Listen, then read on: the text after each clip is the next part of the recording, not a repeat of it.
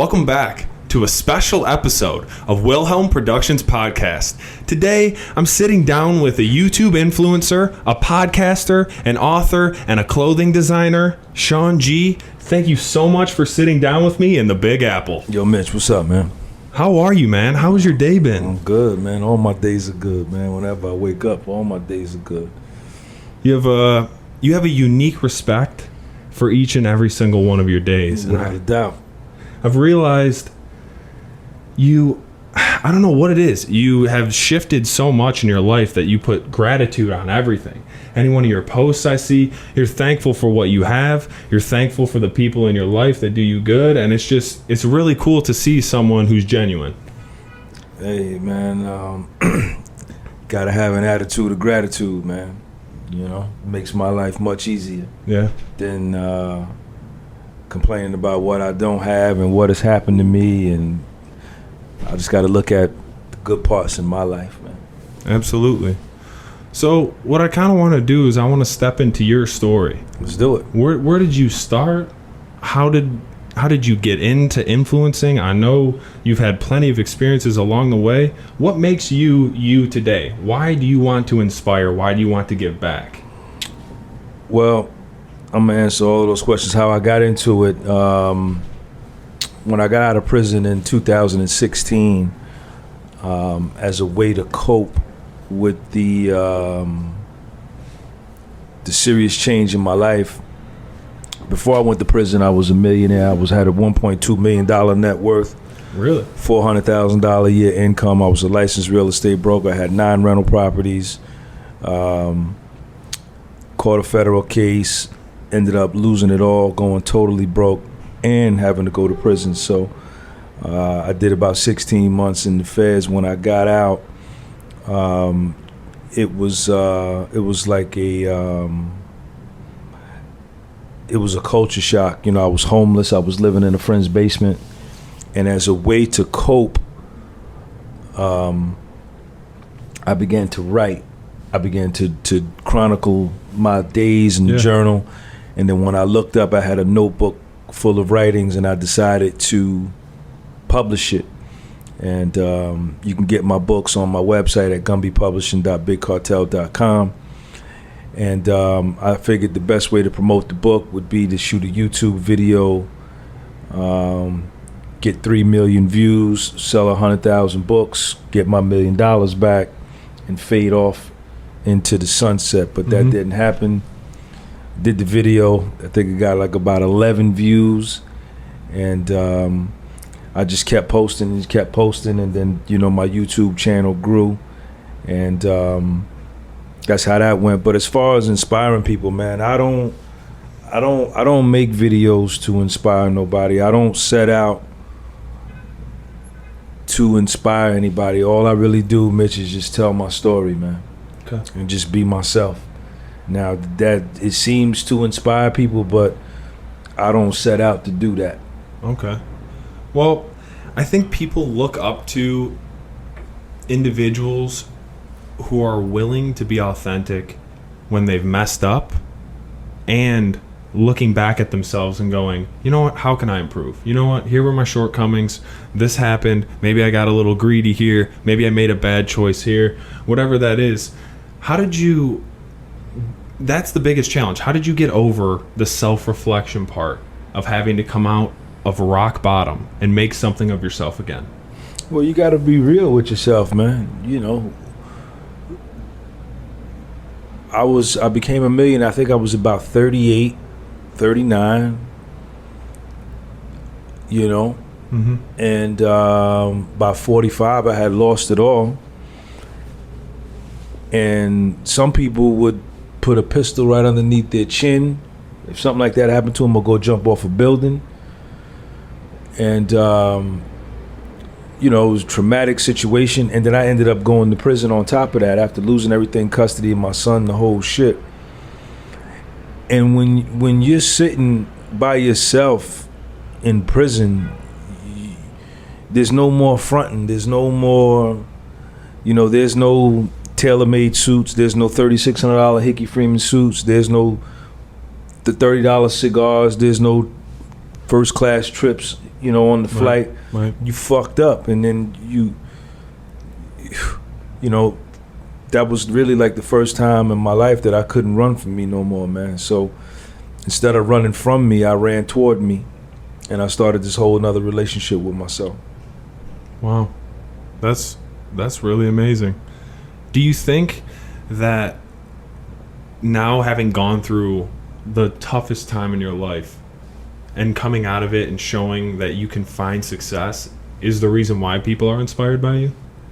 Probably, but I don't know if that was the roughest part. I went through a mean drug addiction during the 1980s. I started getting high at 12 years old in the 7th grade, and I got high throughout the whole 1980s. I got clean in 2021. Alcohol, weed, coke, crack, angel dust. I mean, so that was a rough one too. Mm-hmm. So, but yeah, when you see, everybody crashes and burns. Everybody's gonna crash and burn in life. I don't care who you are, where you come from, what you look like, what kind of title you got. You gonna crash and burn, but can you get up from the crash and burn and fix your car and do the body work and put new tires on and put new windows in and fix the engine and then get back in your car and keep riding? A lot of motherfuckers, they crash and burn and they lay down and they die. They be physically living, but spiritually and mentally and inside, they're dead. Yeah. Well, there's a great analogy actually for this. You ever heard that bald eagles, they can either have an extremely long life or they can die halfway through their lives. And they have a choice. Right around I think it's 35 to 45, somewhere in a bald eagle's life, its beak overgrows. It makes it almost impossible for it to eat. Its talons grow crazily. Its feathers are heavy and matted down and full of dirt and all that. And its only choice is to sit and peck its beak off, wait for the beak to regrow, rip all of its feathers out, and scratch its talons off and wait for those to regrow. And it's I think it's a crazy something like a 3 to 6 month process this bird has to go through. But self-inflicted. Yes, self-inflicted. And once it makes it through it and out the other side, it's like a brand new bird and it's ready to live another 40 years. Isn't that insane? Look at that. So what do we have to learn from that, right? That's analogous to life, man. Dude, it's weird how much wildlife reflects back on human life. Man, we're just the most evolved animal. This is I don't fool myself and think that we're some civilized society. If you look at the last 23 months, this is dominant animals killing and controlling the weaker animals. We front it off that this is civilized society, but we're animals, man. We're just the most evolved animal. It's really interesting because we react so much on our instincts, fear, that our deep down needs to satisfy, right? Yeah. Every human being, and I think that was one of the cool parts about looking within for myself, is that I realized all of these other people are dealing with all the same stuff I am. Without a doubt. And without a doubt. That gives you a completely new lens, right? So if I know you have fear, and I have fear, it now just depends how you act on that fear. Without a doubt. Without a doubt. It's everybody's got fight or flight. Yep. What would you say are some of the biggest things you've had to overcome turning yourself into a new person? Like for me, in the beginning, it was networking. Self-hatred. Oh. I think we all have a lot self-hatred, of that, self-loathing, and self-rejection. 98% of the world is walking around with that.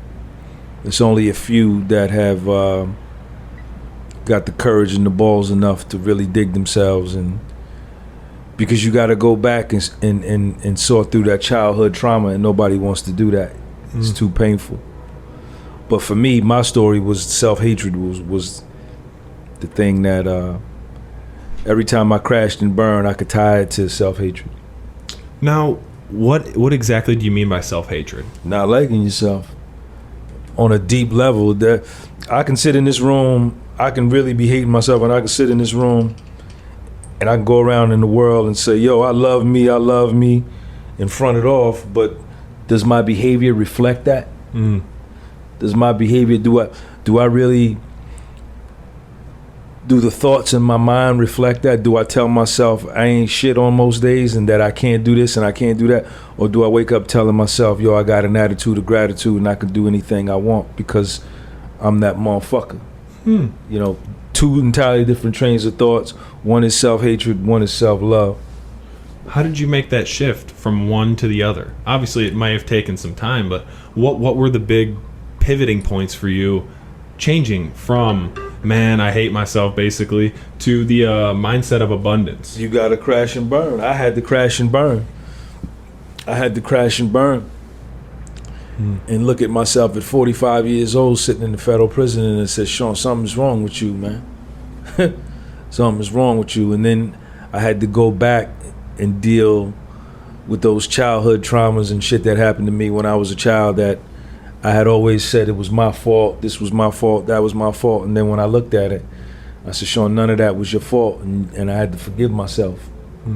Because what happens to me at 9 years old and what happens to me when I'm 12 and what happens to me when I'm 6, I can't control that, right? Right. I got these two parents who were young and dumb at the time, and they're trying to figure it out. And I'm speaking about everybody's parents, because nobody's infallible. Everybody's fallible. Right. And, you know, you're told things and you see things. And then if you're not careful, you'll grow up like me. I was blaming myself for that. And then once I got old enough, I had to look back and say, Sean, man, that wasn't your fault. That wasn't your fault. That wasn't your fault. Forgive yourself. Because if you were old enough and you were big enough to do something about it, you would have did something. So you got to forgive. I had to forgive myself. Wow. Forgiving yourself, though, is it's not an easy thing to do. Not at all. That might be one of the hardest things to do, because I feel that even being a young man, it's hard, you know, to unanchor yourself from the things of the past. And mistakes that you made. Yeah, that's what I'm saying. Like, my mistakes, just like everyone else, we all have to find some way to uproot those anchors and go, look, you're someone new. You made new choices. This is years ago, you know, and it's one of those things where it's like, we can change. We are all going to make mistakes, like you're saying. I think it's just, that's the key. How do you forgive yourself? I don't have an exact answer for that. It's just a lot of soul searching, I guess. But I don't know. What's your opinion on that? What are some of the key points that helped you let go of things that were auguring you into your past?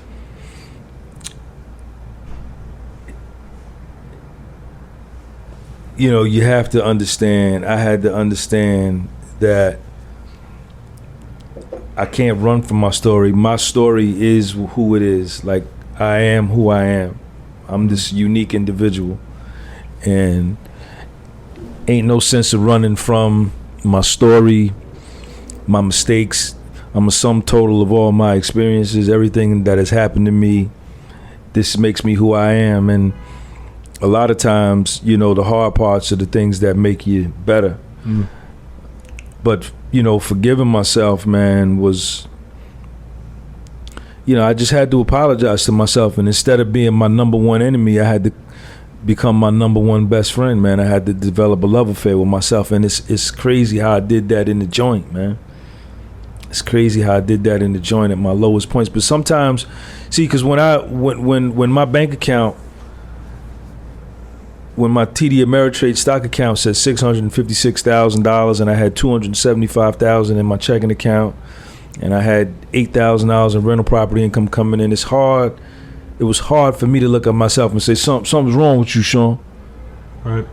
Because in this society, you know, and in my mind at that time, I equated my financial net worth with success. You know what I'm saying? That's our society, though, today, isn't it? Don't we all think that? It ain't how good of a motherfucker you are. It's not your integrity that if I tell you I'm going to do something, you're absolutely that right. I show up when I say I'm going to do it.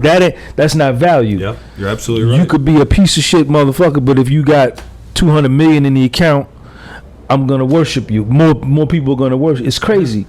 I think this is the issue, is that, right, growing up, we see in all videos, right? I mean, especially in music, right? If you're looking at music videos, really in anything, they're all driving the nicest of nice cars. They're all having the nicest clothing on, with the nicest jewelry on, with the, hey, you should be doing this, with hey, the flyest girls, drugs, with the hottest girls, like you're saying, and then all of a sudden you're like, well, I got to get me a piece of that. Right. And then you don't realize that most of that is fake.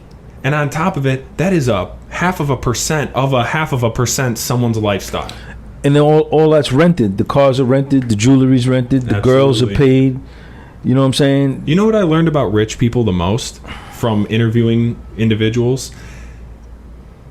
They are more experiential. It's a weird thing where people who end up making a lot of money, they first go out and buy a bunch of bullshit, right? All the bullshit that everyone tells you think is going to make you happy. And then all of a sudden there's this shift where they're like, none of this makes me happy. I'm going to start experiencing things. And that's what it boils down to, is I think really it's, can we have the best experiences in life with the people that we enjoy most? And that's happiness. And I feel like money, like you're saying, it's, yeah, sure, it's necessary to put the food on the table and do the normal things, but it gives you choices and options, but it shouldn't be the desideratum on whether you like yourself or not. Absolutely. And you shouldn't measure yourself against other people too. I've realized that it's a me versus me journey. Talk about it. I mean, really, I realized that when I started measuring myself, right? Because how can you correct yourself? How can you improve yourself if you're not measuring you? Because the second you're measuring somebody else, like if I'm worrying about what Sean's doing all the time, well, I'm in trouble. Sean's working his ass off, and I'm at home. What is he doing? Okay, well, what do you think he's doing? He's getting another day ahead of you every single day that you're worried about what he's doing. And it's not about consuming content in a good way. It's about maybe people who have time to hate on you or take the time out of their day to go, man, this guy, he's boring and stuff. Okay, well, are you creating anything with your time? The people that most likely you're hating on are some of the hardest working individuals and the people that are the sweetest to other people. And it's funny, even when I saw you greet the barista earlier, you were super kind and sweet. And I was like, you know what? That's exactly how our interactions should be. How better do you think our world would be if we just entered with a smile and something just, hey, talking about when I got the coffee from the lady? Absolutely. Yeah, that makes our encounter so much more pleasant than me putting them in the account. Let me get a coffee. And just being an asshole. Good morning, how you doing? Yep. You look nice today. Yep. Can I get a coffee with cream and sugar, please? And you saw how she responded? She was super nice. Right, right. And we're in Manhattan. We're in New York City, where people are really not that nice. No, they're really nice. Weirdest thing about New York, and I haven't traveled a ton in my life, but from the places I've been, I've gotten shouldered more times in this city in one day than I've been shouldered at anywhere else in the country. I was like, what do you mean, people bumping into you? Yeah, just bang. Like, you're like, okay, hey, what's going on, man? It's completely different. Yeah, this is Manhattan, man. This is how they get down here. This is nothing now. This is nothing now. If you would have came like 3 years ago when the streets were really before all of the nonsense from the last 23, 24 months. Yeah, it's like that. It's different. Yeah, man. I mean, it's not like I there's not offended or anything. I just kind of laughed. I'm like, okay, I'm in a different state for sure. Right. I know you've traveled quite a bit. What are some of your favorite places that you've gotten to travel for your fitness channel? Related to my fitness channel, it's probably like right here, New Jersey, New York. Yeah.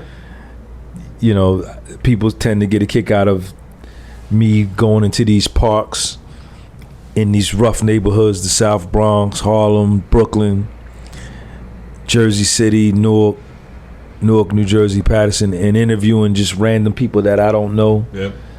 And talking to them about their fitness journey, and then they end up we end up getting into deep conversations about their life and things like that. So I think right here.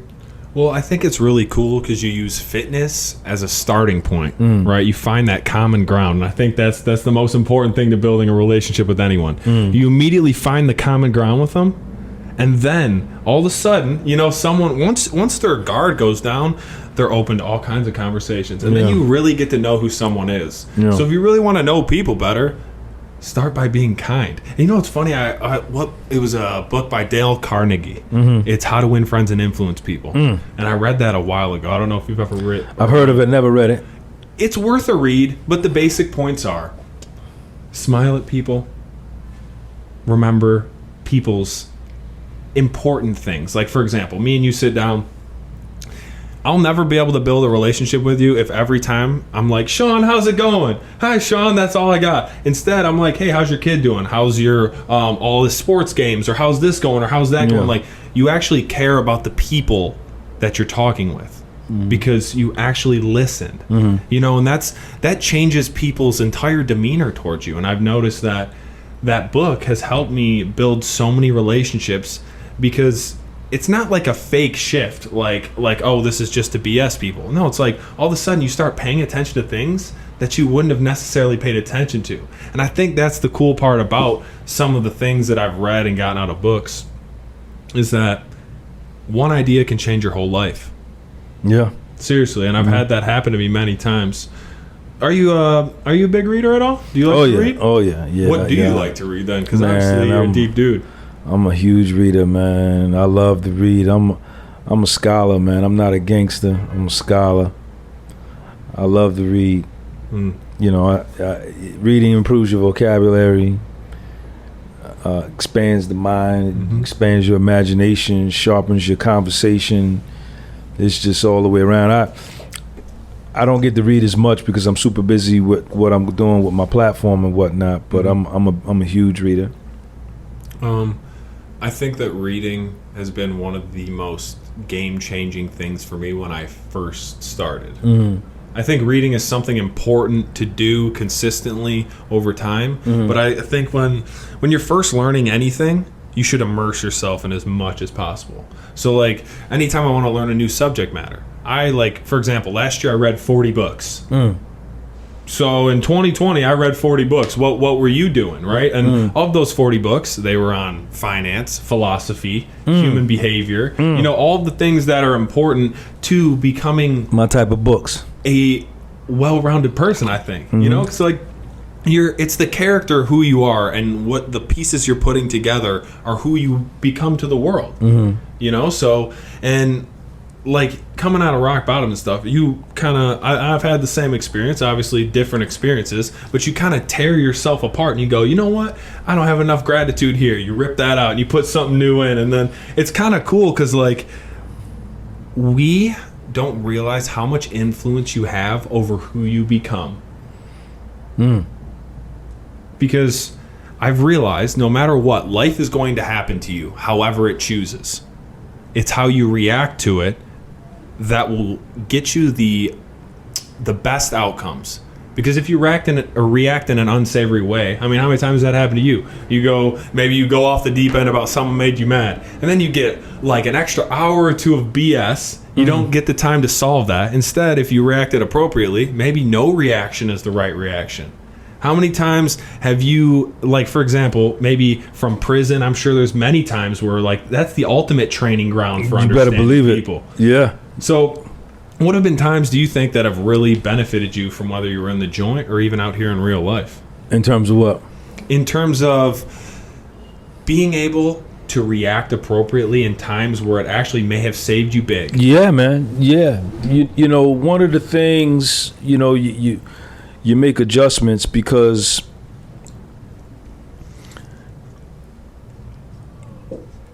situations have happened in my life to where it warranted me to get revenge. It warranted to me to fuck somebody up. And I'm speaking in terms of universal law, the sun, moon, and stars, higher power, God, whatever you want to call it. I would be in the right in terms of the ultimate supreme being saying, Sean, you got your revenge. You was right. But the man-made laws on the ground, there's things that are called assault and battery charges. There's assault charges. There's, Right. And you end up getting a court date, and there's a prosecutor, and then there's lawyers, 10, 15,000, and then your life is sidetracked psychologically because you got this situation. And as bad as it may feel sometimes, and as much of a chump that you may feel sometimes, I have to play the tape all the way through and say, I can't get myself in this situation because I got a 10-year-old son. I got this platform. I run the If I'm not here, my son is fucked. You know what I'm saying? Right. Well, I think basically what that boils down to is there's a appropriate reaction for everything, right? Mm-hmm. And just because sometimes walking away is the best thing you can do, because personally I feel like life is going to reward you with whatever you're doing out in the world. So if you're being a dickhead, you're going to get the worst shit that you're putting out is coming right back to you. It's going to come back to you. But sometimes, Mitch, we be wanting to bring that back. Oh, I want to understand that, absolutely. I don't want to wait for karma. I don't want to wait 7 months for karma. I want to, within these next 7 seconds, I want to give you the karma. Right. But you just got to play the tape all the way through, man. And you could be 100% in the right. I know. But you got to play the tape all the way through, especially in today's world. I remember growing up in the 80s.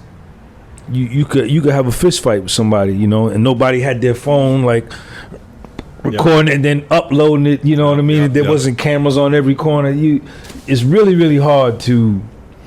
I know. You know what I'm saying? You know where I'm going with that. I know. It's frustrating, and I understand that even the laws of the jungle back, I don't know, in the 1980s, right? Yeah. Where my parents grew up, and you grew up in the 70s and 80s just like they did, and they're completely different. Fighting was something that, hey, we have a problem. You know what? If we're in gym class, we're just going to go step to the side of the football field real quick, and we're going to take care of that. And we'll come right back. And we'll be right back. And then, afterwards, we're like, all right, I was a dick, okay, we'll move on. But now it's not like that at all. If you get in an argument, let's say you're in high school, you get in an argument with someone, next thing you know, that shit is all over social media.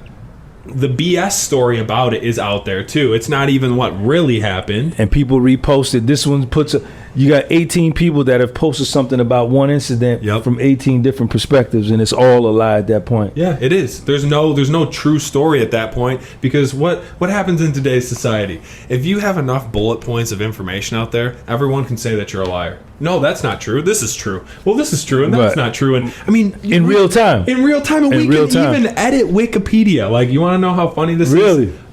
It's a public, open platform. So funny enough, I was listening. You know who Tyson Fury is, right? Yeah. World champ. Okay. Well, Deontay Wilder, during the time when he was fighting him, I think in their first fight, it was one of the funniest things I saw in the whole. Like, they were a trip. Like, it was such an interesting build up for me because it was just entertaining. But he kept calling him a big dosser or whatever, and he put that as his occupation on Wikipedia. So he's like, that's his Wikipedia occupation. If you looked him up, it says big dosser, and you could literally go in there and change it. It's a public forum. Crazy. So that's why, when I saw that, I'm like, no way. And I forget that Wikipedia is even a thing. But when I was in, I don't know, way back in the day, I think kids were actually pulling their information oh yeah, this is true. Well, right. You know what I'm saying? It was law. It was gospel. It was law. Hey, Wikipedia, when you're in 7th grade, you're like, yeah. It's on Wikipedia. Wikipedia said it. Yeah. So, I don't know. We live in a crazy world today, full of awesome technology, but there's also detractions to without a doubt, right? Without a doubt. But I mean, how cool is it that we can travel?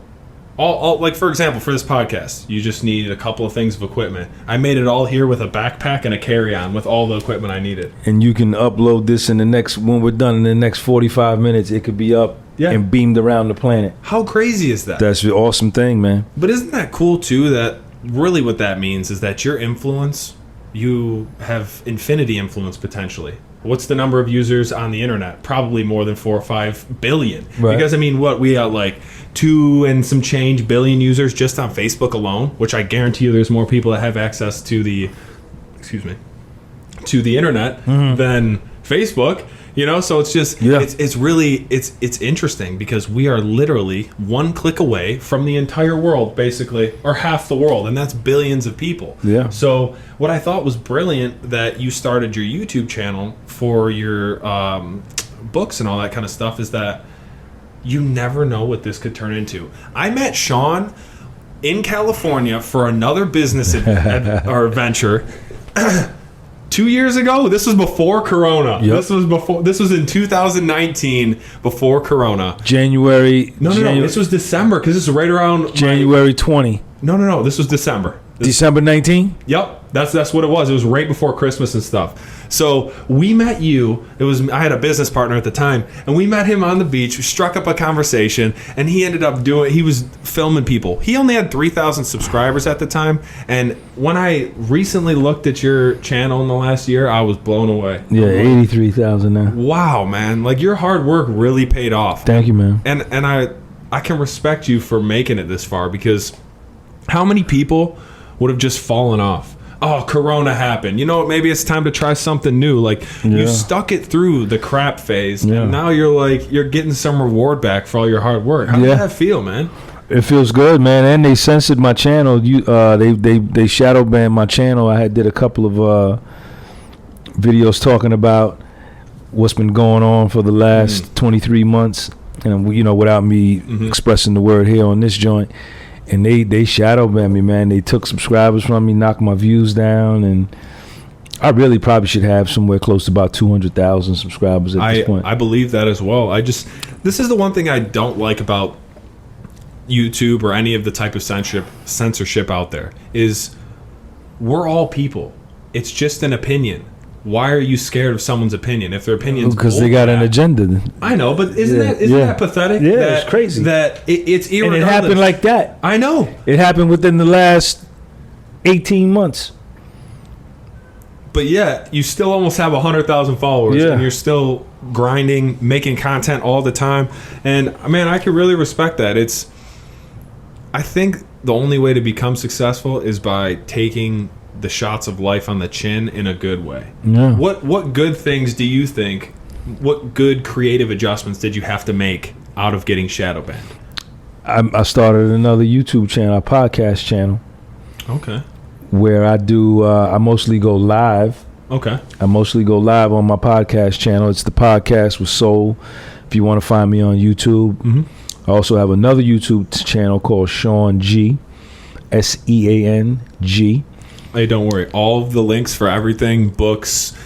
My man Mitch is going to hook you up with all the links. Everything's going to be in the description, so don't even worry. Anytime you feel like talking about your stuff, everything that you could possibly want to know about Sean will be in the description below. Thank you, Mitch. Appreciate you. But I started the podcast. I mostly go live, and I get a lot of Super Chat donations and Cash App donations through the live, so I kind of bypass the ad revenue from YouTube where they can constrict my views, shut my revenue down, or blow a video up and increase. They pretty much got control over your wallet.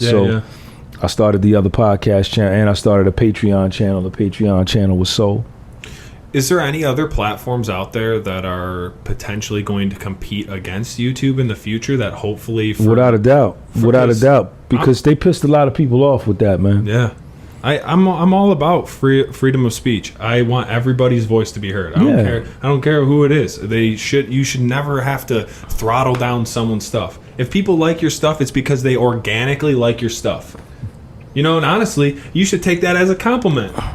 If people are organically enjoying your content and they have to throttle you down to slow you down, I would take that as a compliment.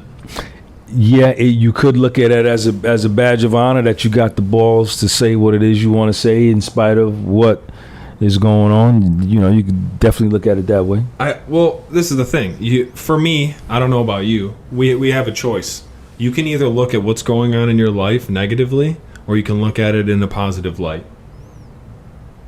And all of your results are going to be based off of how you see the world. Your perception. Right? Without a doubt. So if everything in my life I see is like, oh, damn, that's going to shoot me in the foot, or this is that. No, almost every single time something bad has happened or something you may perceive as bad has happened, I've had to creatively grow and overcome that, and it's made me 10 times better. And I don't know if you've had that same type of mentality about things. No matter what, we all get kicked. We all get down. Without a doubt. Bad days.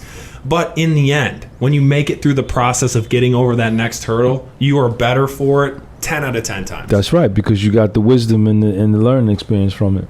Absolutely. I have an interesting question. Which people in your life really influenced you as far as mentorship goes throughout your life? Because I'm sure there was maybe an uncle at my mother. She was a trooper. Mom Dukes was a trooper, man. Mom Dukes. Shout out to my mother, man. Shout out to Georgia Gumby, man. She passed about a year ago. My condolences. Started off, grew up in the Jim Crow South in the state of Georgia in the 1940s and 50s. Picked cotton for 75 cents a day.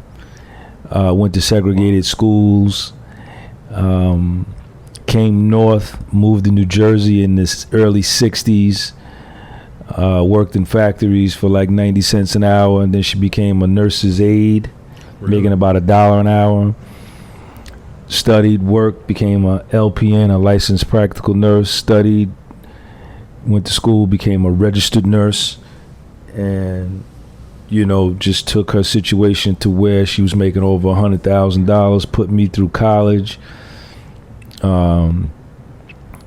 moved back home, bought her a big house, bought 3 rental properties, and she just didn't quit, man. She just was a fighter like that, man. And came up in an era and a time period where there wasn't really a whole lot of opportunities for Black Americans in this country, man, but still fought through and still made it. So anybody in 2022 that's making excuses about anything, I can't even understand them motherfuckers, man.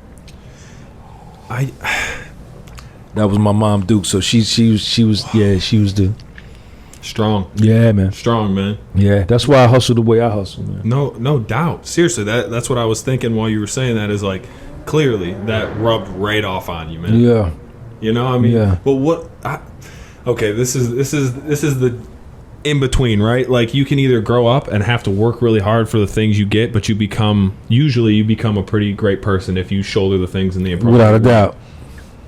Or you get pampered in the beginning of your life. Given everything. And then that guy who was given nothing usually overtakes you. He's gonna you nowhere near as strong as him. Nowhere near. Like, that's the thing. Coming from the bottom makes you stronger than anyone who's ever had a leg up. Period. Yeah. And it makes you more resilient. Yeah. It makes you willing to do things that other people will not do, which will give you results other people will not get. And I heard that quote, and I was little quotes along my life have kind of like blown me away, and I'm like, holy crap. I'm like, so if I put in more, then I can expect more.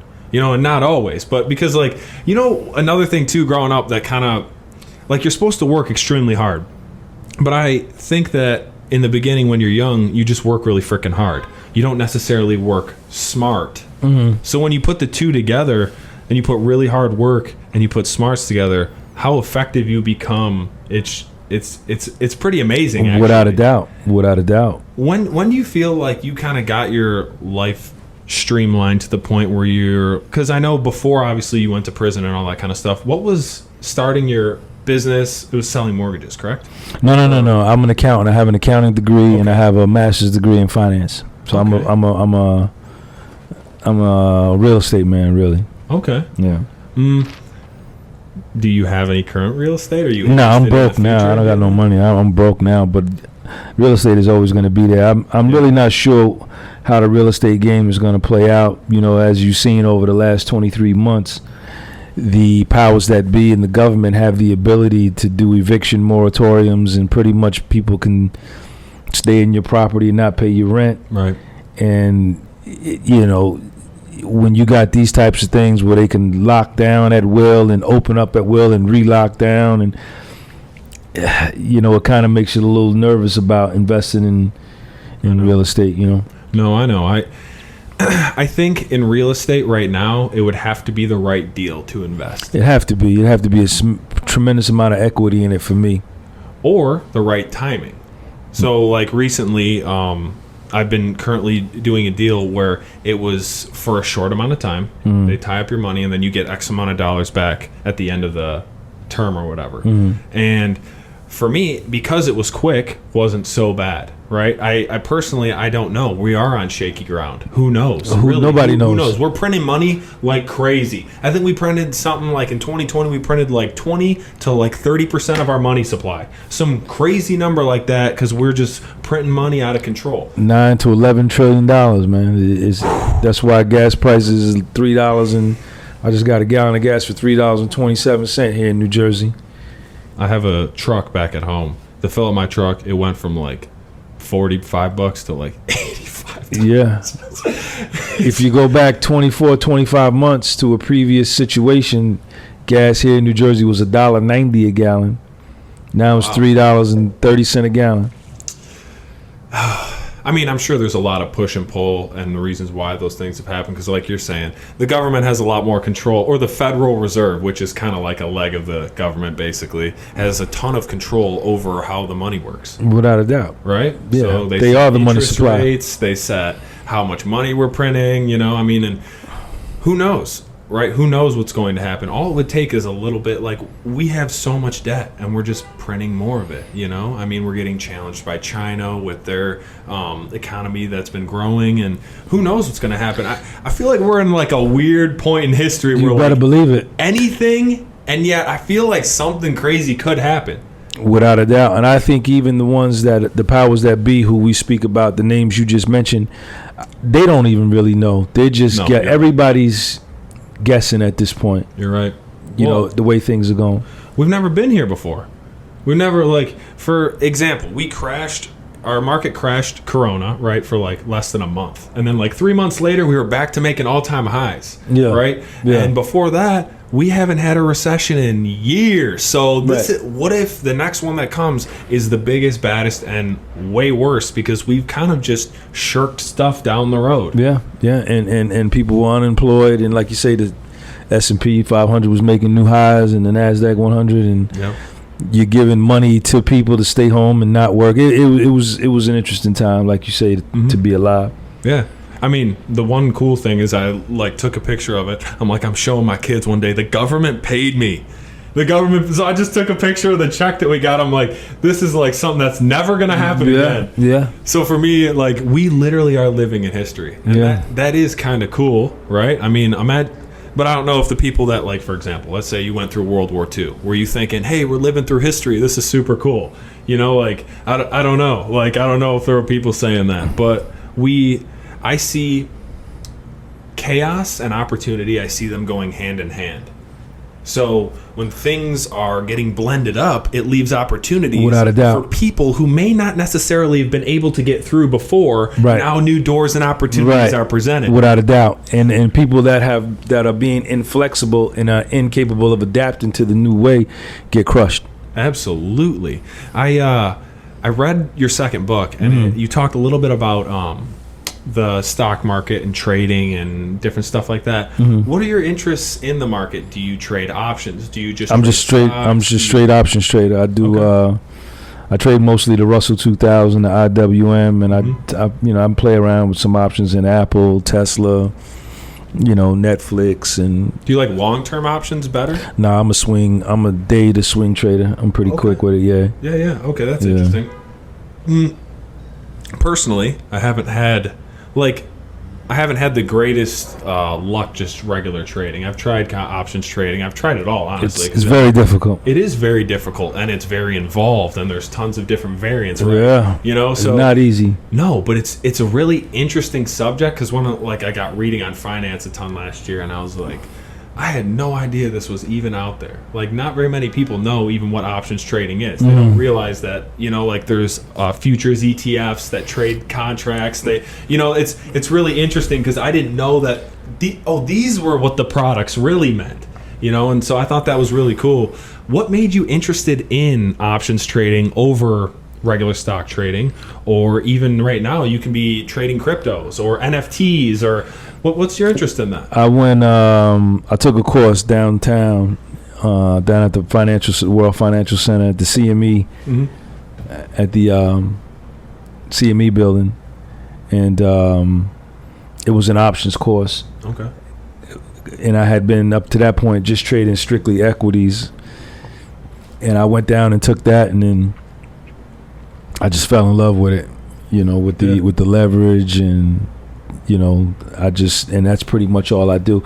If my money, when my money gets tall enough again and I'm sitting on $1 million or $2 million, then I'll be in a position to take longer term positions in equities, because obviously you got the money to pay. Right. But when your money is short and you don't have you can use options to control just the same amount of stock that you could with a lot of money, with a smaller amount of money.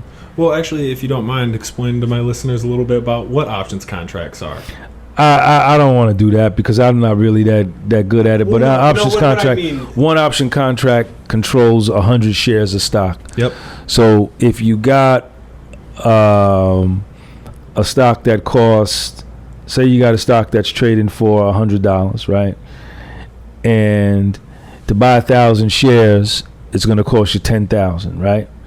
So you can control, if that stock has options, you can control those same 100 shares. Instead of paying 10,000, if my math is right, you can probably control that same 100 shares for maybe 900 for a short period of time. But then there's options have a shelf life. They don't last forever. They have something that's called Theta Decay, and it's very, very risky. It's called a derivative, so it's very, very risky. Yeah, it's interesting because you can control 100 of one stock at the same time. Do you trade the premiums, or do you actually hold the stock till it expires sometimes if you're in the green, and then sell the stock on the market? No, if I'm in the money, I never. If I'm in the money, I always sell out. Okay. I always sell out. Yeah. And if your account is not big enough, your broker will close you out, and instead of assigning you the shares, they'll just cash pay you. Right. Yeah. But I usually always sell out before.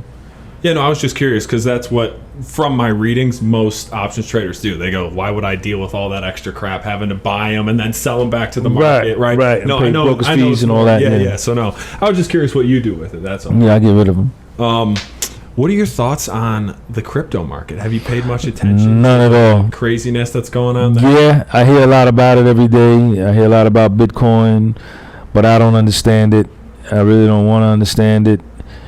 That may not be a good thing. I probably should open my mind up and try to adapt to it, but I really just focusing on what I know. I know options. I know YouTube. I know what I'm doing. You know what I'm saying? Absolutely. No, I was just curious, just because it's especially in the last 2 or 3 years, when the price moved from 10,000 all the way up to we're in the 60,000s now. I remember when it fell back to 3,000. Yeah, so do I. For one Bitcoin. I know it's been a crazy ride, but I think that a lot of times people get into that market because with volatility comes potential for extremely high gains. But it also depends on how you do it, right? Like, I mean, for example, some stocks you might buy and hold and just hold them for forever. Some people do that. Some people want to swing trade the stocks, and it's all the same. You can just make or lose a lot more money, right? Yeah, you probably got a bunch of people that bought Bitcoin, probably bought 5 Bitcoins or 7 Bitcoins for 20 grand when it was 3,000, and that is sitting on almost $500,000 worth of Bitcoin now. Yep. And on top of that, the cool part is that it's super risky, obviously. Going beyond Bitcoin and Ethereum for the most part, your risk is just increasing higher. Without a doubt, Litecoin and Dogecoin. It's a completely speculative market.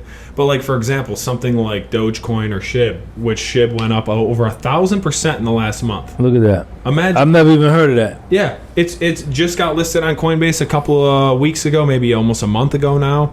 It's crazy. Like, for example, Dogecoin made insane amounts of millionaires back at the beginning of the year. If you buy into some of these tokens, right, there's people that put in $200 and leave with like 2.3 million. So it's compound effect, right? And getting into these markets early. But those people also risk all of their money going back to zero.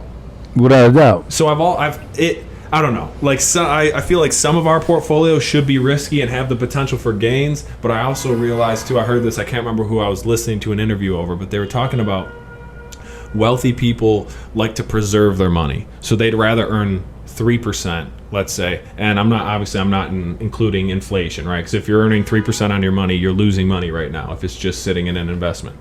But let's say they'd rather earn their 3 to 5% than potentially make 10% or lose money. They'd rather continue to just make money, right? Yeah. So it's really interesting. We all, depending on where we're at, we all have to take a different approach to it. Without a doubt. And then also, we all have different risk profiles, right? We all are, like, for example, if you're not in the market trading with your own money, you don't actually know how you would react. Without a doubt. You know, if it was your own cheese, you're going to react a whole lot different. Than if you're managing somebody else's money. That's the trickiest part, I think, is not getting emotional when you're trading. How have you kind of removed your emotions from options trading and stuff? Because that can through a loop. I don't remove my emotions. I haven't been able to do that, so I get emotional with my trade. Well, what I mean by that is, do you let's say you lay out a plan in the beginning. You go, okay, I see these numbers. This is going to be my loss, my posted loss if I miss it. But obviously on options contracts, you can sell it for a loss or just go to zero. Or you're like, I'm taking profits here. You know, do you ever? Because the emotions come in when you're like, oh, I'm close to taking profits. Do I take profits or do I let it ride a little longer? Well, you got to look at the technical analysis. You know, I have my charts up. And I can kind of see the charts will tell you, the price action will tell you a lot. Okay. Yeah. Do you use volume, or do you use like, for example, like RSIs, or do you use all the of that. the MACD and all that kind of stuff? All of that. Because when I used to trade, I liked using the MACD because I could see based on like the market pressures of the two lines crossing to each other and stuff. That's obviously not super moving averages. Yep. Fibonacci retracements, all of that. Yeah, I don't know anything about Fibonacci retracements. It's been on my list of books to read about. I did read a book though on the golden ratio, and they were. You ever heard of the golden ratio? Okay, so the golden ratio, it's like a specific set of numbers. I'm gonna actually send you this book in the mail. That's what I'm gonna do. It's a sweet book. But actually, it talks about how all of the universe, the entire universe mathematically is laid out to this golden ratio.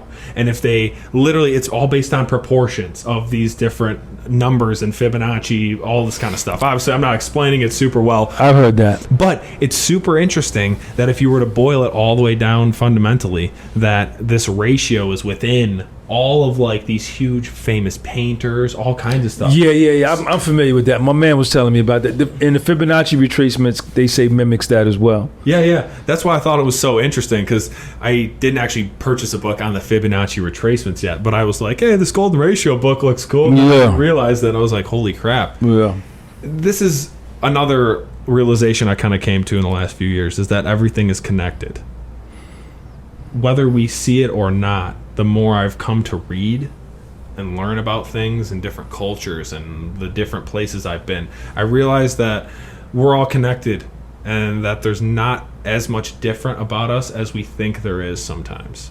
And it's been kind of cool because it's the human experience. We're all trying to make it through this life. I agree. All painful for us, you know. Like, and I think me realizing this is just gave me more empathy, because I know I've gone through tons of pain, and if I've gone through pain, I know you've gone through pain, and I can relate to that in a way that maybe not everyone can relate to because they haven't took a dive into themselves. But I mean, imagine someone, like, for example, when you were in jail and your worst day ever. Well, I can picture me on my worst day ever. And our minds can be our biggest prison of all. So for me, it's just amazing seeing your life and where you've come from, and now you're sitting here with a positive attitude. You're giving back to people, and you know, you're just a pleasure to be around. Thank you, man. I'm just, I don't know, I'm kind of just like blown away. It's been so cool to see. And we've been working on, me and Mitch have been working on this thing for a minute, man. My man reached out to me a while back. I think this is like 6 months in the making, man. This was springtime I reached out to Sean. Yep. So we finally got it done, man. You stayed consistent and you stayed persistent, and I knew. I said, well, when he come, I'm gonna show up for my man. You did me a huge solid, because I flew out to New York. Obviously, we booked this show and everything, but it was like, hey, when you get here, we'll do this. And I'm like, you know what? You either take the leap of faith and make something happen, or you stay where you're at today. That's your choice. Yeah. You either roll the dice and try and change your life, or try and make something cool happen, or add value to people, or you don't. And I think it's much better that we're sitting here in person as opposed to doing the Zoom joint. Yep. I know that's the new option that people have now, but there's nothing better than in-person energy to energy talking. No, I couldn't agree with you more. We miss this too much with technology today. Hey, I'll just FaceTime you, or hey, I'll just text you. Yeah, especially with text, man. Like texting, it's the worst way to communicate with someone. That's why I love when we just call, Instagram call. Hey, how you doing? Right. It's immediate. Let's get right to it. I really do hate how slow some people want to be with their lives. Like, you know what? I'll just text you when I get to it. Like, what do you mean when you get to it? Do you want anything to change in your life for good? Right. Do you want to do this? Yes or no? Yeah. Let me know. That's why I just kept hitting you up. I'm like, and then anytime something comes up, you give them a call and go, you be honest. Hey, this is what's going on in my life. If I can't make it happen today, can we be flexible and make it happen another day? I'm glad we got together, man. I'm glad. Yeah. I respect you a lot, man. It's been cool to sit down with you and really get to pick your brain. We're gonna do it again. Absolutely, we're gonna keep doing it, because you're getting ready to blow up. You got some people out in California that so your time is coming. And what we talked about is developing them relationships, man. Yeah. Because you don't know where somebody's going to end up and who they're going to end up knowing and who you're going to end up knowing. People are important, man. That's the baseline to finding any success in life. Treat people well, and you will be treated in return the same. Relationships. I can't remember who I heard this quote from. They said, network equals net worth. How much sounds good life worth you have is the experiences, the good times you share with people, the one person away from, hey, like, your network is everything for you. So remember, be kind to the people that you have in your life. Be respectful. Find a way to add value to people. And thank you so much for tuning in this long. Seriously, I've had a wonderful conversation with you, Sean. Mitch, appreciate you, man. Well, really, I appreciate you. You made this happen for me. I'm so excited. We will do this again. We're going to do it again. Sure, when I get a new podcast studio. Because actually what I'm thinking about is, I'm in Detroit, right? I'm thinking about moving a studio downtown. Like, actually going to rent like something in the high rise. Yeah. We could do something cool in my city.